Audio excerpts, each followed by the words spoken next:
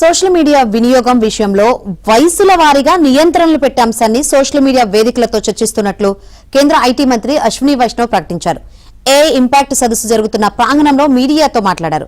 ప్రస్తుతం సోషల్ మీడియాలో deep fake పోస్టుల మీద, వయసుల వారి నియంత్రణల మీద ఏం చేయాలనే దాని మీద సోషల్ మీడియా సంస్థలతో చర్చలు జరుగుతున్నాయని చెప్పారు.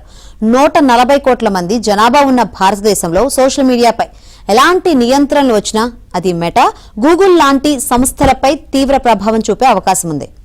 ఇప్పటికే ఆస్ట్రేలియా, డెన్మార్క్, స్పెయిన్ దేశాలు 16 ఏళ్లలోపు పిల్లలకు సోషల్ మీడియాను నిషేధించే దిశగా చర్యలు తీసుకున్నాయి. ఈ దేశాలలో 13 ఏళ్లలోపు పిల్లలకు సోషల్ మీడియా ఖాతా అనుమతించరు. 13 నుంచి 16 వయసు పిల్లలకు తల్లిదండ్రుల పర్యవేక్షణలో అనుమతిస్తారు. కొత్త వాళ్లకు మెసేజ్ చేసే అవకాశం ఉండదు. టార్గెటెడ్ యాడ్స్ ఉండవు.